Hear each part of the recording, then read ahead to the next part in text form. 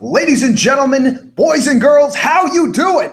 It's Thursday once again, and you are listening to the next era in pro wrestling analysis. Welcome back to WWEC Radio. I am here, Tommy Sharp, standing in the WWEC Radio studios, and on the line we have the master of analysis, Graham GSF Matthews. How are you doing? It is good to catch up with you, sir. What's going on? Tommy Sharp, how you doing for the first time in almost a month? Over a month. It's been a long time coming, but great to be back here on WWEC Radio. First time coming face-to-face in the show. We usually only have audio. We got video here today for a special occasion, talking NXT TakeOver the End. Can't wait for it. Absolutely. We are just 1 day removed, not even 24 hours removed from NXT TakeOver the End of the beginning. And it was an exceptional show front to back. There is so many things to talk about, so many facets, from the matches themselves to the production value that we saw last night. Where do you want to start? Where do you want to dive into some of the matches? Because I am just dying to talk about Ty Dillinger. Absolutely. I mean, I guess we'll start with the opener here, but I guess even before we get to the beginning match, let's talk about the end of the beginning. We were talking about it a little bit before we went on the air here. The end was what NXT was calling this special NXT TakeOver the End, but they just threw it on there at the last second. NXT TakeOver the End of the beginning, showing that little video package, the evolution of NXT from 4 years ago, from Paige and Seth Rollins to Big E to now guys like Balor and Joe and Asuka and Bayley, all these other up and rising athletes in NXT. And it really, the name itself didn't bother me, but Tom, you made a great point about it. I want to hear you talk about it again, illustrate your point about NXT TakeOver the End, why it didn't really make much sense. Yeah, so it all kind of started building with this whole idea that this was going to be the end. And certainly if you were a fan day to day with the WWE, you couldn't not avoid the news that the new era is upon us. So given that, the end, there's a lot of connections there. And with the upcoming draft, I had assumed many things or could be inferred from the end, but it started making more sense. There was a lot of different takes online about what that could mean, and there's still a lot of different takes online about what that could mean. But for me, this past week, Triple H sent out a tweet saying on August 20th, I believe, is going to be the next NXT TakeOver. So given that news, this couldn't possibly be the end of the name TakeOver, which I had possibly assumed they were going to go to a semi-annual schedule of set named NXT events. And, certainly NXT has made their mark this year on pro wrestling culture in general. So, they would certainly be deserving of their own titled types of shows. But it occurred to me that it was possible that the stockholders who might not be paying attention as closely to what's going on could have started selling their stock because they thought NXT was over or wrapping up or no longer being televised.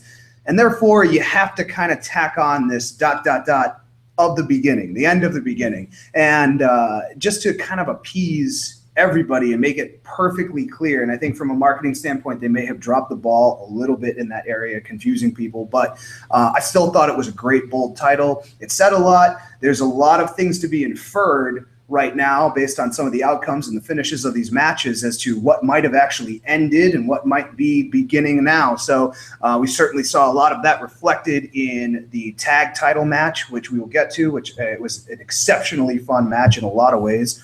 But yeah, that's basically what I think right now, is that this was a stockholder decision to really change the marketing pitch. Even if it was at the 0 hour, at least they saved face and kind of clarified that a little bit. Or perhaps this was something they were hanging on to just to bait people into wondering and building the mystique of this show. I could also see them adding that on for the fans to understand that this is just the end of this group of people that are going to be called up to the main roster potentially, and we'll see how the whole playing field shakes out in the next month or so. Which wouldn't surprise me at all. I mean, you look at the group of guys and girls that were on last night's show, Balor, Samoa Joe, Asuka, American Alpha, even all of these guys and girls could be called up as soon as the summer, with the brand split going into effect starting this July. Only next month, Raw and SmackDown having their own distinct, unique rosters again. I could very well see any of the guys on this show, even the Revival, or even Ty Dillinger, who knows, showing up on Raw or SmackDown. So I thought it was a unique title. Like you said, though, I mean, it's a lot like the in-your-house pay-per-views with TakeOver and having them every few months. And Brooklyn's coming up in August for the second straight year. Should be a great time. But, kind of an interesting way of kicking off the show. And I love the video package that opened the event with, like I said, the evolution of NXT, where they were 2-3 years ago, even 4 years ago, when they started out at Full Sail University to where they are now. It's just an amazing evolution, to say the least. Yeah, it's very cool to see them continue the idea of a takeover where NXT is expanding. Even though this show was at Full Sail University, NXT in the last year has really done an incredible job. From Lowell, Massachusetts, and Finn Balor losing his title to Samoa Joe, which played a huge factor in a lot of the promotions for their match last night, to Brooklyn, to Texas. All of these places that they have traveled to, they have really taken over. And I don't think that we have totally seen the end of that takeover. So for me, I'm still pretty happy to see the takeover name being used, and I think it will spread even more familiar awareness of NXT in the different territories, if you will, that they're traveling to now. So exciting stuff to see everything continue forward and be completely shaken up after the events of last night. So why don't we dive right in? I know we don't totally or typically go match by match, so we can jump around a little bit. But I think one of the matches that I was the most looking forward to seeing was Tye Dillinger last night. And I was so psyched that he opened the show. And my God, did he deliver a perfect 10, in my opinion. Absolutely. Tye Dillinger is the perfect 10. We've talked about it, at length, ad nauseum here in the show before. Our last episode before we went off the air for the summer, we were talking about how Tye Dillinger is so vastly underrated. The guy is great in the ring. He's got his character down pat. Finally releasing a new T-shirt for the guy in WWE Shop. I saw that yesterday. It's a cool-looking T-shirt. It's a perfect 10. It's a perfect 10. It is perfect 10. I loved it right away. It's a great shirt, and his opponent was no slouch either. We've talked about him before. His former name was Manny Andrade. It's Andrade Cien Almas. Great opponent in Almas. He had a great first showing. He's got an awesome look too. Very crisp, very smooth in the ring. We talked about him a couple months ago here in the show. At that little live event that RJ and I were at, we got our first glimpse of Almas. He was in action on that show against Austin Aries. Had an amazing showing and had a great showing on this show as well. Dillinger and Almas, both awesome athletes, having a very fun opening match to kick off the show. Now, here's the thing for me. Upon seeing Cien, I was a little underwhelmed. I mean, or not a little underwhelmed, but a little apprehensive at first. He didn't come out with a huge, aura of pomp and circumstance behind him. He was a little bit more reserved in his walk down the entrance ramp. Obviously, being a new person, you don't have, a ton of immediate pop the second your face appears. And he came out in all white. And I was like, it's an interesting look. Kind of looks like somebody painting a house coming down to the ring.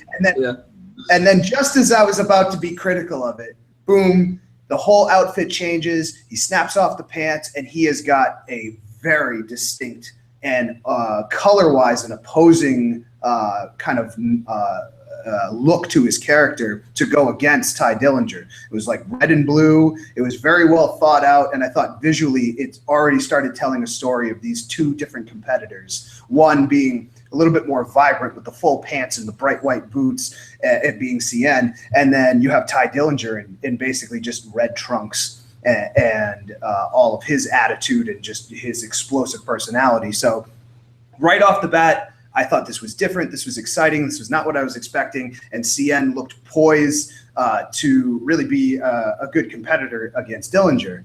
But when they started in the ring, it was exceptionally technical. It was very soft, subtle, mundane, just trying to feel each other out, but really kind of putting the moves over on one another. A lot of one-upsmanship throughout the entire match. And I think that is exactly the type of match that the Perfect 10 Tye Dillinger always goes out there to try and have. But now he's got this foil to his Perfect 10 balance. And I think Cien matches him like toe-to-toe at every step. And it's really interesting to see 100% versus the Perfect 10.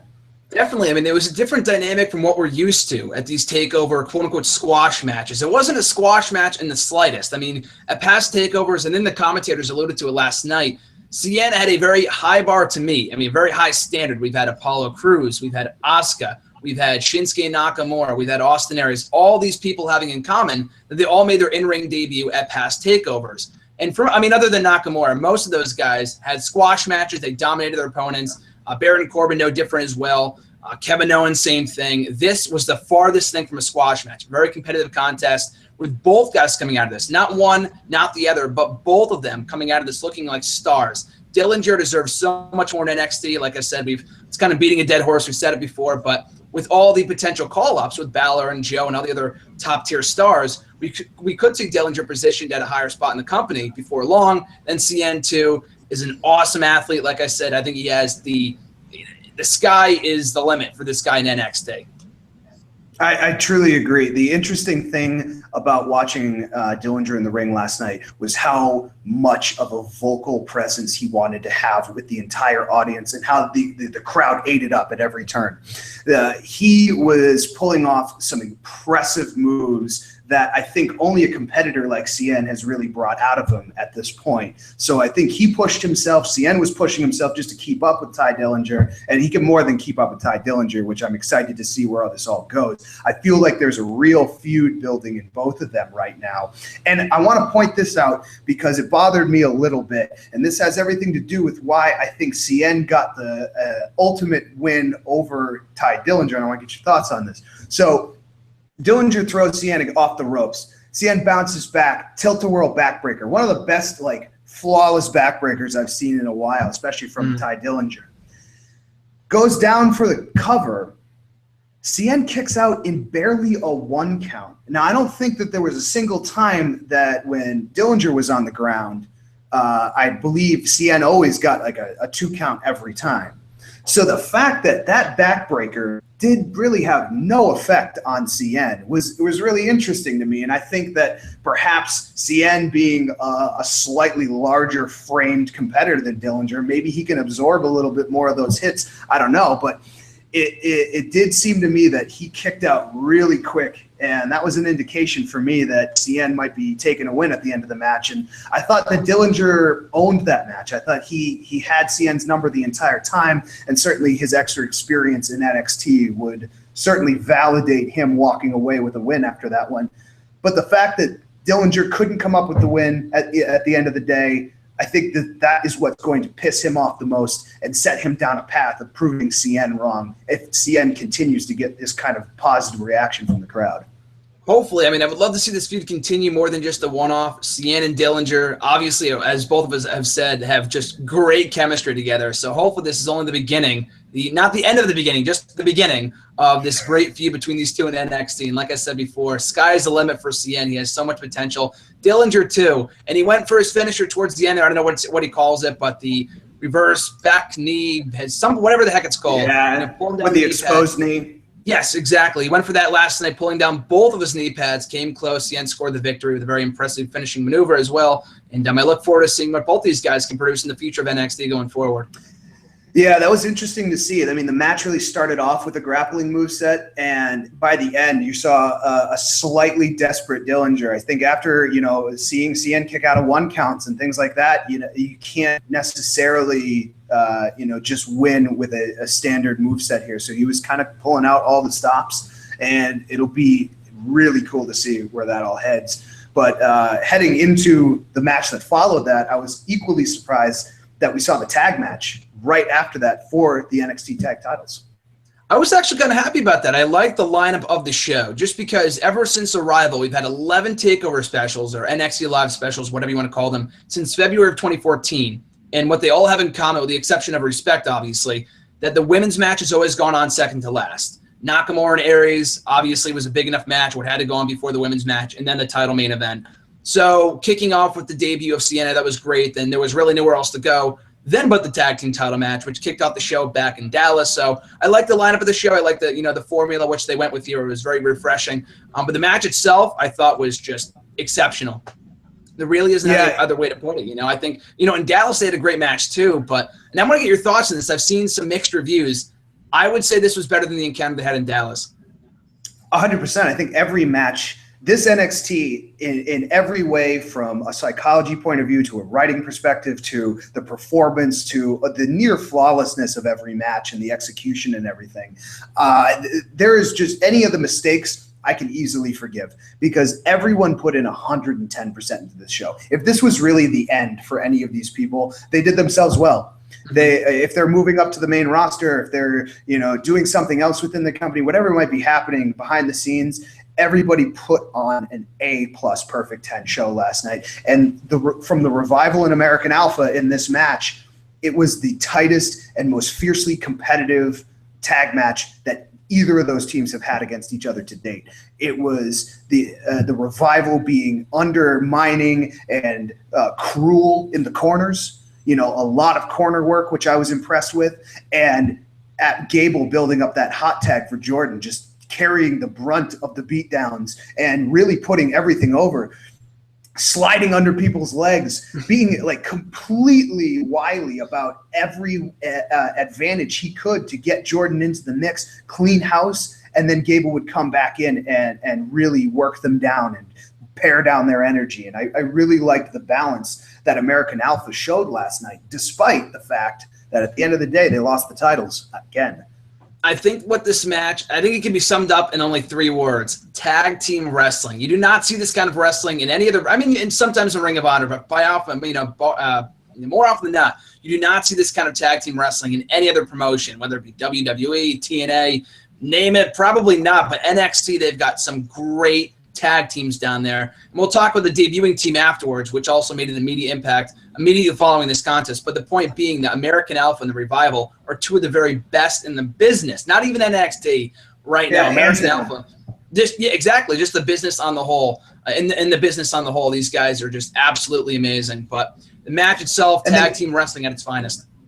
And they really do things both in ring and on the mic in their promotions. And I don't know if you watched any of the NXT pre-show, but so the Revival made an appearance, and I couldn't stop laughing. I thought it was one of the best promos I have seen all year, where I believe it was Dash who was just silently crying and occasionally putting water drops in his eyes to really drive home the fact that, he was really upset and sorry that it just didn't look like Jason Jordan was going to be able to hold on to the titles much longer. And it just killed me, because it cements them. They will never not be the corrosive kind of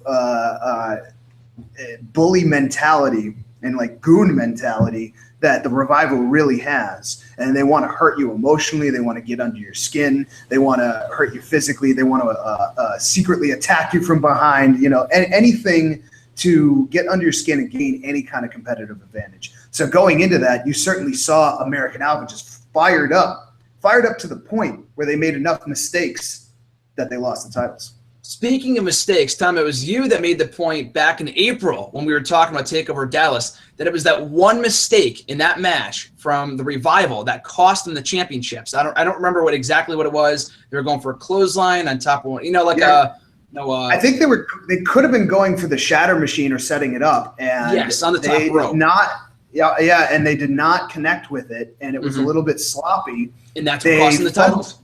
And that's what cost them the titles. And I love that in NXT, the psychology is as such that if you slip up during your match, there's no such thing as a botch. This wasn't a botched move. This wasn't, something that didn't get pulled off to its fullest extent. It leads to your demise. You could lose the titles by missing a step. It's that competitive.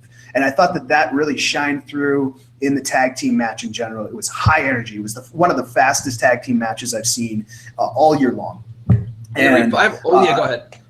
No, and that is taking into consideration that the Revival do not play the speed game. They play off American Alpha quite well, but they're a lot more subdued. They're a lot more methodical and purposeful with the actions that they take, and they can get caught off guard with all of the speed from Jason Jordan and Gable, but at the end of the day, they can absorb just as much of it too and let the Energizer Bunnies wear themselves out.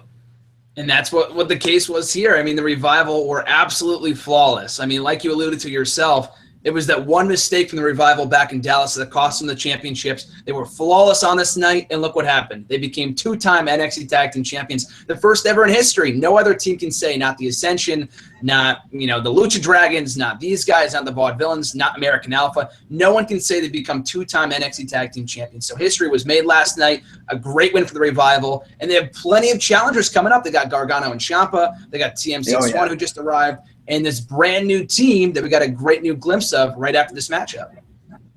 Yeah, that was interesting. Now, we're definitely familiar with the manager that had come out. He is a former Legion of Doom manager. His name off the top of my head is Ellering. There it is. Ellering, yep. He looks so much like the actor that plays Freddy Krueger that I always get them crossed up in my head. But he's a fantastic manager. The second I saw him, I wondered why he wasn't managing the Ascension from the get-go.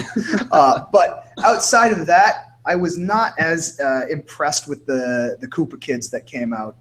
Dingus and Bingus with no necks and their black kind of yard work attire. They certainly made a statement. They beat up a completely beat up American Alpha, so I don't necessarily think that gives them too much credibility. I'm not sure what they're going to do in the ring or how they're going to look or how they're going to factor in to the tag team division going forward, but it is absolutely clear by the matching outfits, by their demeanor, by their manager, that they are going to be a part of this tag team division, like it or not. This tag team revolution with American Alpha, Revival. Now these guys, I believe they were called by the commentators, and they've been called online the Authors of Pain, which is a pretty cool name. I know nothing about them individually other than they've been working NXT live events for a while now. Paul Ellering as their manager made me immediately intrigued as to what these guys are capable of. I mean, you look at them from a first glance, like you said, you've got Shield 2.0. I've seen 3-minute warning comparisons. I don't know what they're capable of in the ring. They could be even worse than the Ascension. Who knows? They could be boring as heck. But first night in, they captured my attention, and attacking the former tag team champions, American Alpha, gives them something to do for the immediate future. They have their rematch clause with Revival, that rubber match, which is going to be equally as amazing as the last 2 matches they had.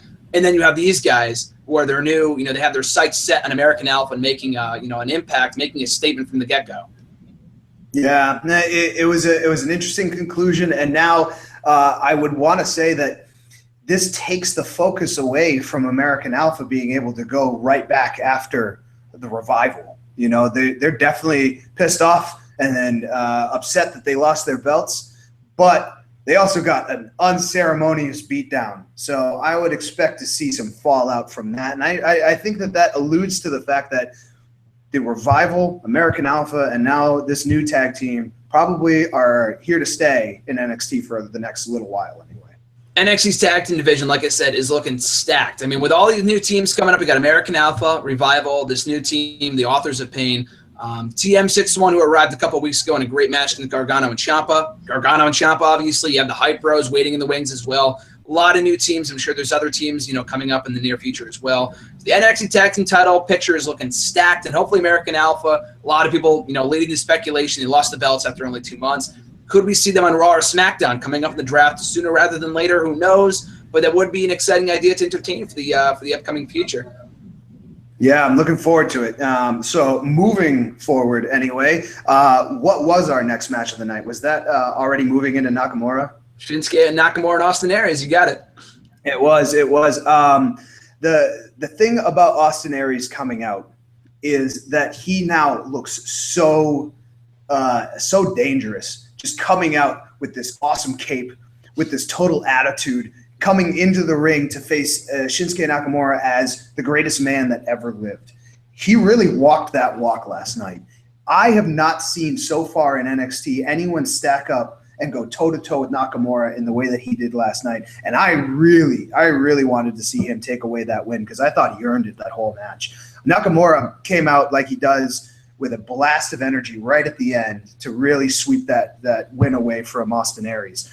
But there wasn't a time that Nakamura wasn't throttled by Austin Aries. So I'm curious to hear what you thought of that match. I really enjoyed this match. I'm sure people might be, not many people, but I feel like some people might have been disappointed coming off the Classic with Zayn and Nakamura, arguably the best match of this year back in Dallas. But you can't even compare the two. They told two totally different stories. Totally, yeah. That was a complete masterpiece in and of itself. This match, going into it, had a real feud, had a real storyline. We were just looking forward to Zayn and Nakamura because we knew it was going to be a great match.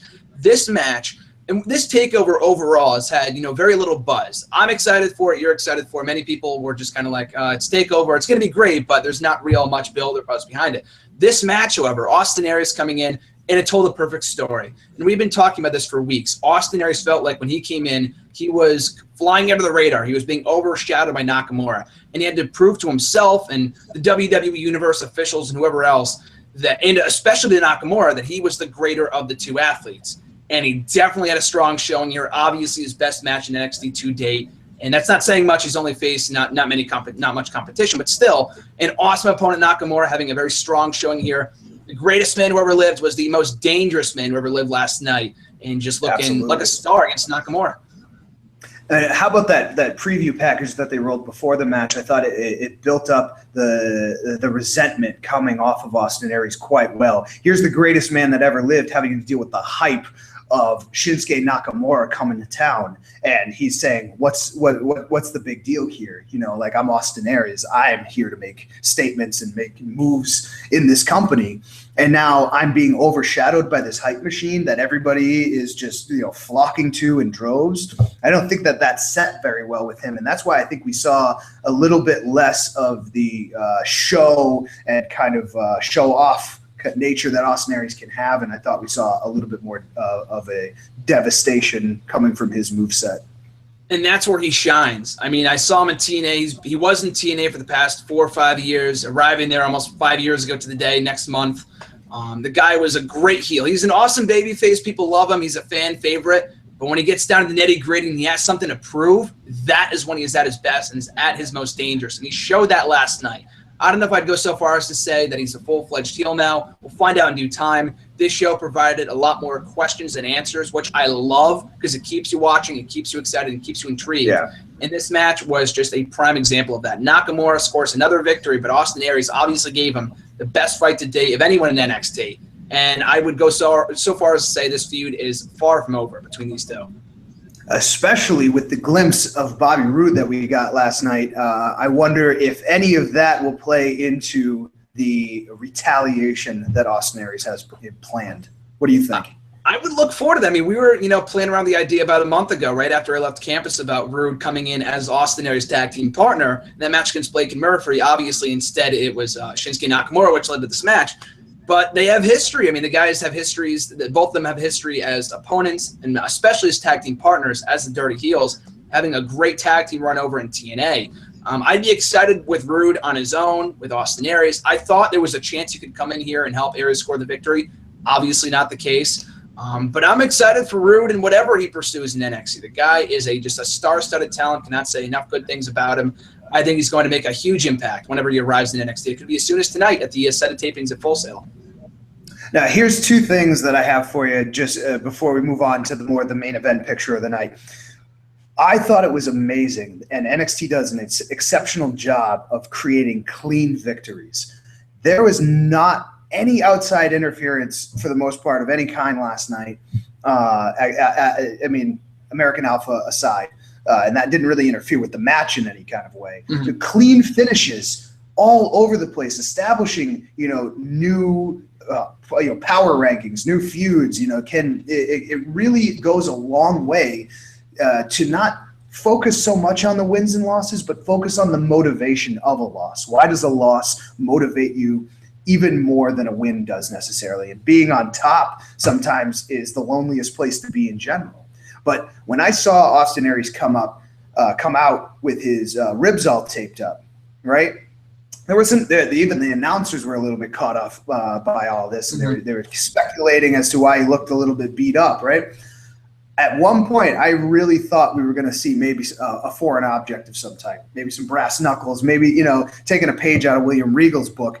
I thought we might see that as the victory over Shinsuke Nakamura, and it didn't happen, and I'm totally fine with that. It was just a straight up competitive match, but it'd be interesting to see some more of that foreign object play. But for right now, it is just clean victories and flawless execution in the storytelling. The psychology is just on display in this last NXT TakeOver the end. I thought it was exceptional. And that leads right into the exceptional match that Asuka had against Nia Jax. Total shocker for me. Total shocker. I was in Asuka's corner. I was wearing my Asuka shirt, Empress of Tomorrow. I am one of the biggest Asuka marks that I know of. And I just think she's fantastic in the ring, even on the mic. The lead up from last NXT to this match that we had last night, she could get on the mic and say very little and still be more fierce and intimidating than anything. And Nia Jax should have heeded her words from NXT last week when she says, if you're not afraid, you should be. And Nia Jax should have been a little bit more afraid because as powerful as she was, she could not get the job done. What were your thoughts? Like you said, Asuka's actions speak louder than her words. That was evident last week in the contract signing. Nia Jax came in looking like a beast coming into this contest, losing nothing in defeat whatsoever. Nia Jax, I've never been her biggest fan, but undoubtedly having her best showing to date last night at TakeOver. Even better than her match at in London against Bayley, which I didn't think was told the right story. It was an all right match. I thought this match was significantly better. Asuka is amazing. That goes without saying. She definitely carried it into a very good match. Nia Jax held her own here. She looked like a monster throughout, which is how she should be portrayed. She physically looks like an imposing force in NXT, and that's exactly how she's been handled for the most part by and large. The ending I thought was awesome. She comes up short, but not before unleashing this fury on Asuka, just yelling and screaming before Asuka ultimately took her out. It was a great visual. Asuka scoring the victory, still the champion, but a lot like with Balor and Joe from a few months ago, also in London, Balor saying he won the title or he retained the title, but barely survived.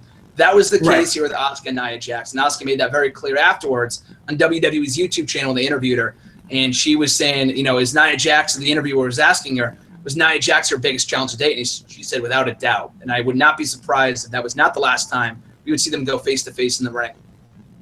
Yeah, I completely agree. I think that there's something building there, especially on Nia's part. This loss did not sit well with her. She came in probably way too overconfident that she was just going to be able to squash because she injured Bayley. And let's not forget that this match originally was supposed to be Bayley versus Asuka too, which would have been an entirely different pace.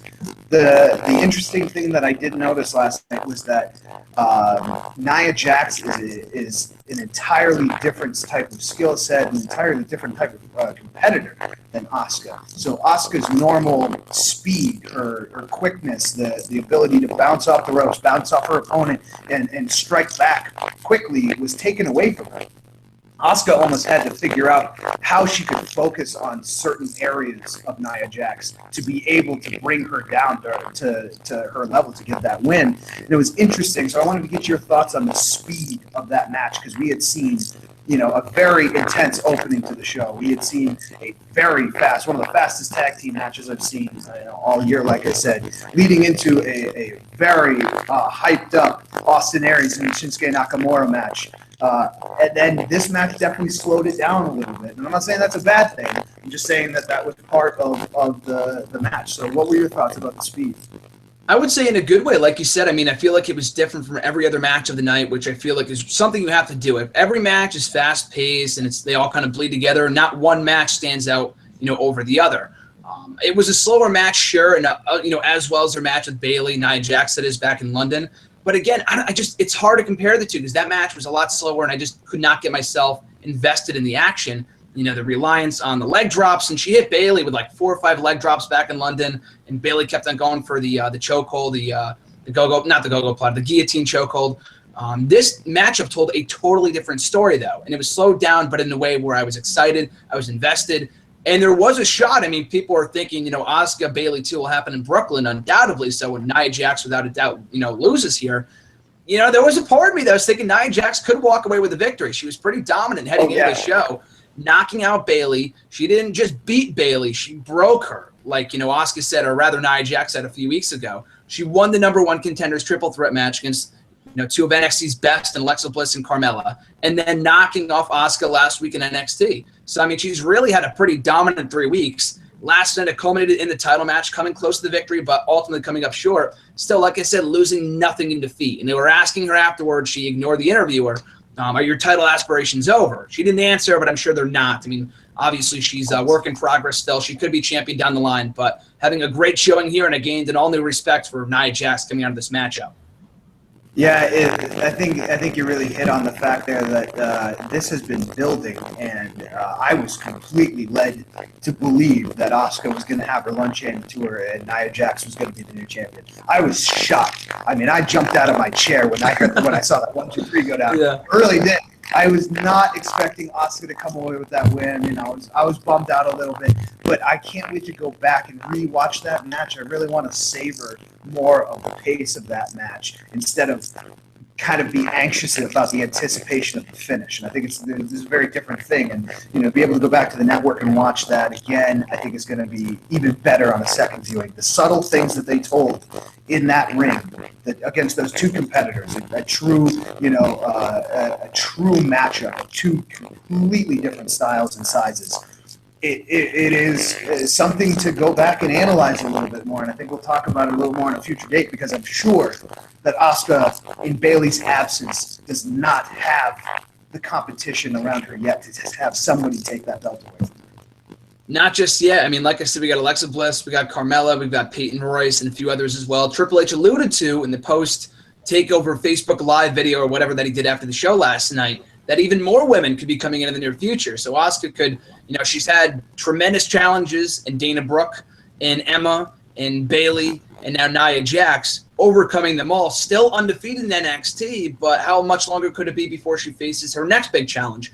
In Brooklyn, it could be Bayley. Bayley could be called up tomorrow for all we know. Who knows? So the future, the landscape of NXT's women division is certainly looking up, to say the least.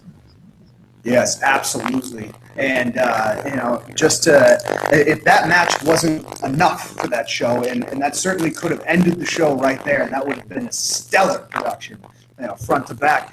But we had a cage match. We had a Demon and Samoa Joe trapped in a cage last night, but not exactly trapped in a cage, and I'll get to some of my thoughts about that. So before I dive into some of my critical thoughts, not necessarily about the match, but about a couple of other things, I thought that the two personalities clashed in the most intense and meaningful kind of ways last night. And I dare say, and this is just my early bold prediction here, that now that the Demon has been defeated, and we haven't seen the Demon Finn Balor get defeated yet. We've seen Finn Balor get defeated.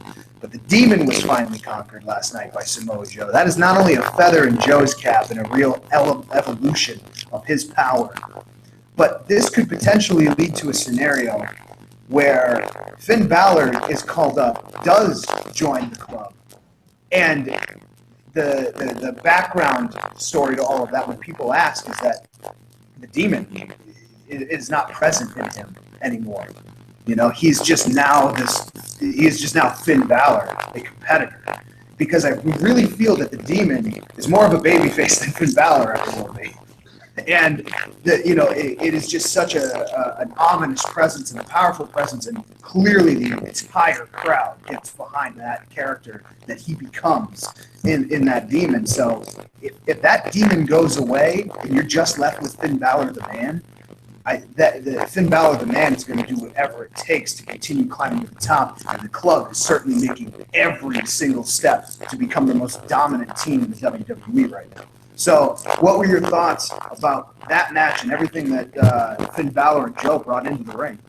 Well, even before the match itself, you make a great point. I'm really hoping they have that consistency between NXT and the main roster. That I would hope that before he gets to the main roster, which I think is the next logical step, we'll talk about that at the end, what's next for both of these guys. I would love to see the Demon get conquered. I have no idea, now that you mentioned that, how that was not the main title on WWE.com last night. Samoa Joe conquers his demons at NXT TakeOver. That just writes itself right there. You should be working for the website.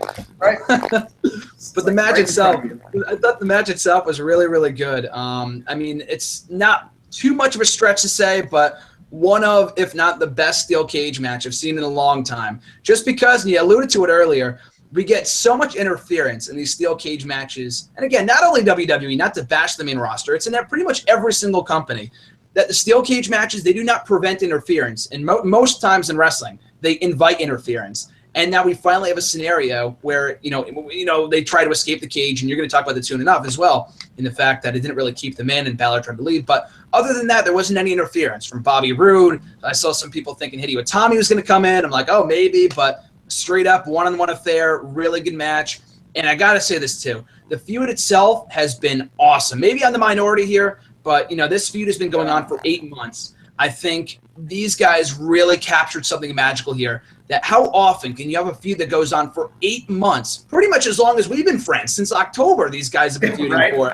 And they've been feuding for that long, and it still feels fresh. I was still excited for this matchup, and it really blew off the match in a major way. Samoa Joe has beaten Finn Balor, but never the Demon, like you said, Tommy, and I loved it. I thought it was a really, really good match with a fantastic finish as well, the muscle buster off the top. It was a great visual. Yeah, to see the build-up of this match, to know that these two competitors have been healthy for the entirety of their feud, for almost 8 months, going from friends, winning the Dusty Rhodes Invitational, Tag Team Invitational, to the complete fallout, and everything that has been drug out of them in the last couple of weeks, from interviews to backstage shoots to in-ring jabbing back and forth. I think this was the culmination, truly the end of that chapter for the two top male competitors in NXT right now. And I think you saw that in the ring work. I think, and I'll get to some of the just general how WWE approaches some of these cage matches, but even the fact that they weren't running for the door, just to walk out the door and win. They really wanted to hurt each other. The cage had very little to do with a stipulation of here is two competitors forced to really, compete in a claustrophobic setting here and got to get outside just to win. It wasn't just about winning. It was about proving that you could beat the other person so senselessly that you could win in any way that you wanted. And the cage was just your extra instrument of torture, if you will, against your opponent. And I was surprised they didn't do a ton of cage interaction, not a lot of cage spots here, but it certainly contained the beast. And maybe that was part of the downfall, is that he couldn't, use the outside, ring area to slide and run and get a different kind of perspective advantage over Joe, who certainly is a little bit more of a slower competitor. I mean, the analogy between Asuka and Nia Jax certainly applies between Finn and Samoa Joe. A fast, lean competitor versus, kind of a hulking, menace of a character in Samoa Joe. So you have these two different styles, and it wasn't like Joe could just easily squash the Demon. Finn Balor had a total upper hand, leading all the way to those final moments where he was sitting on top of the cage. And I thought we were going to see a really high spot from the Demon off the top of the cage, maybe even a coup de grace from the very top of that cage, which wasn't all that tall. The cage wasn't as tall as your normal WWE main roster cages, as it were. I feel like when Finn stood up on the top rope, his head was sticking out, over the top of the cage, which is fine. I thought it was that was a cool height for that anyway. But Muscle Buster off the top rope, not off the top of the cage or anything like that. Devastating. It looked like he really, nailed Finn pretty good, to the point where, not only did Nia Jax look like she got her bell rung at the end of that match, but it definitely looked like Finn took a pretty hard shades of, maybe Tyson Kidd's injury flashed through my head, but he landed clean, he landed flat. Doesn't mean it didn't hurt like hell, but I certainly was checking the internet to see if there was actual injury, and maybe that's naive of me. Maybe I'm a little bit too much of a mark and buying into stuff a little bit much there, but it did look really devastating, and I can't argue with that finish. I thought the finish made sense. It was very solid, and it was and it was a very competitive match, and it was a lot of fun.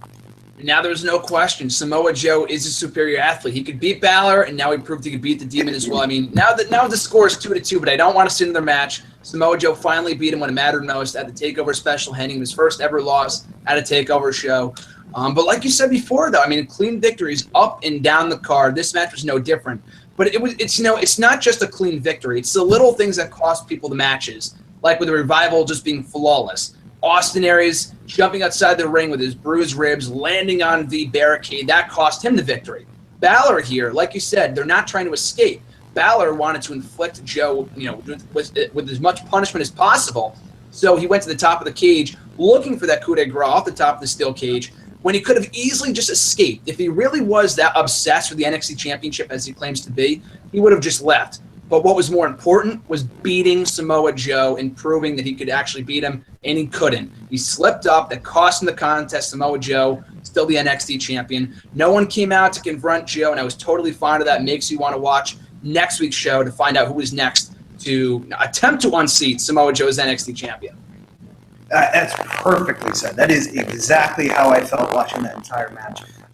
And it, like you said, it was definitely one of the best cage matches as far as the in-ring work goes.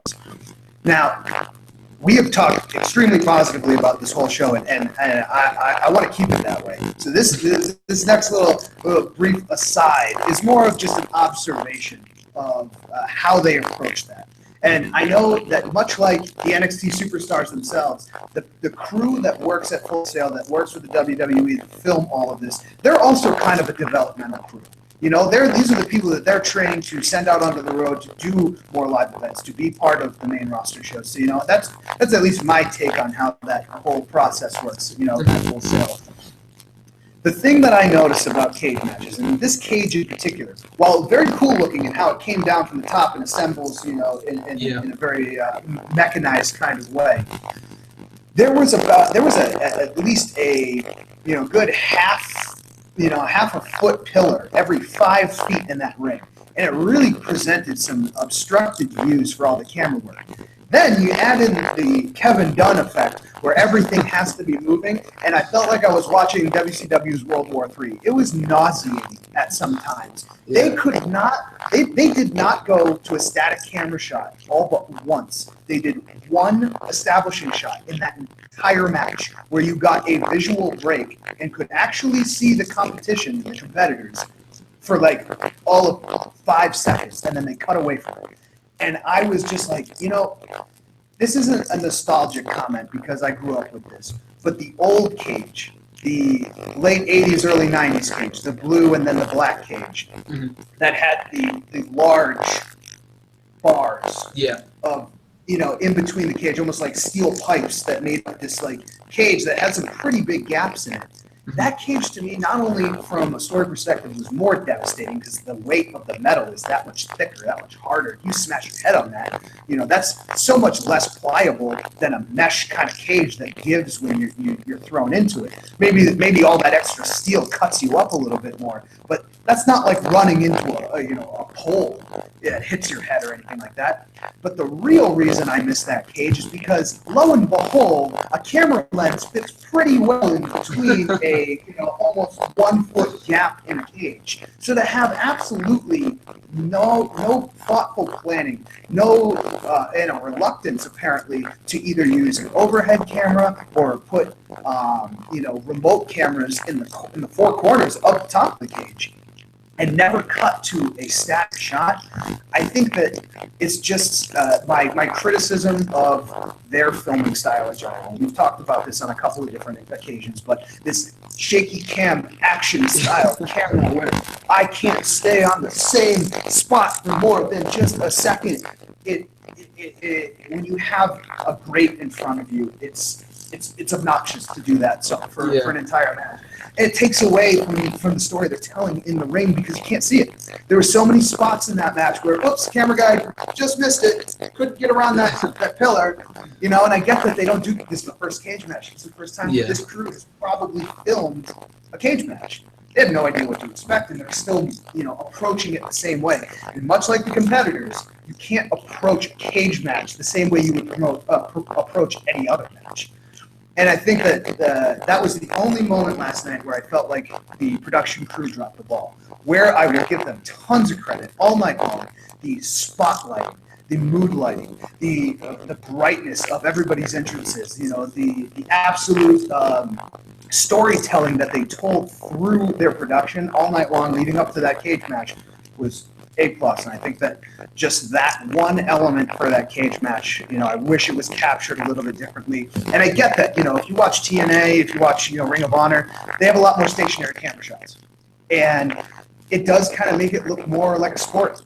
when you have some static shots of some things, you know, and I think that it is WWE's reluctance to ever think or consider themselves in that same way as, you know, pro wrestling is sports entertainment. So it's definitely trying to be more action, you know, movie camera focused, and to their you know, discredit, I think a little bit on that capture. It didn't service them as well as it could have if they had a couple more establishing shots, but that's really being picky about you know, those types of things. But I did notice it, and I hope that, you know, they take a look back at that footage and realize a couple of the things that they could do, or borrow from, say, Lucha Underground, who is expert at getting that top-down camera angle shot for a lot of their matches. And I think, you know, I hope they try to employ some of that. At least use NXT as your test ground to see if those ideas could work on the main roster level. They should. I mean, I absolutely agree. Yeah.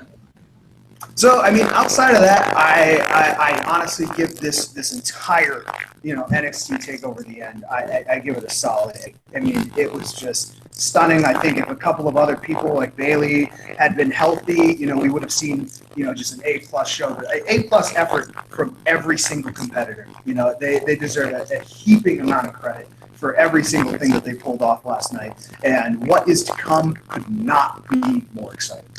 Absolutely. I mean, NXT itself, I mean, it's just amazing to me because the brand itself is so hot right now, and it has been since its inception years ago. But if you think about it like this, we've had 11 specials, not one, not two, and they've all been great. It's not like, oh, we've had 3 shows that are all great. That's not really saying much. We've only had 3. We've had 11 of these specials in the past 2.5 years. Every single one is at least a 7 or above. All of them have been good to great to amazing to near perfect, with Dallas and London and Brooklyn, this show too. I think exactly a perfect 10. It might go down this show. I don't know if it was a perfect 10, but it came pretty damn close. And I saw many people saying last night, one of my favorite shows all year. Honestly, RJ and I were at Extreme Rules. I would argue this was even better than that show. Because I think top to bottom, not a bad match in the show. I was never bored. And even more so than that, which is even more important, they got to keep you engaged and keep you looking forward to the future. They did that too. I'm looking forward to seeing what's coming up next. Bobby Roode, as you mentioned earlier, made an appearance backstage, kind of walking right past William Regal. What does that mean? Do we see him tonight at the tapings at Full Sail? I'm sure something about that might come out. Does Eric Young resurface? There's a lot of potential talent. I saw Moose might be coming in at some point once his Ring of Honor deal expires. Saw that too. Yeah. There's a lot of treatment.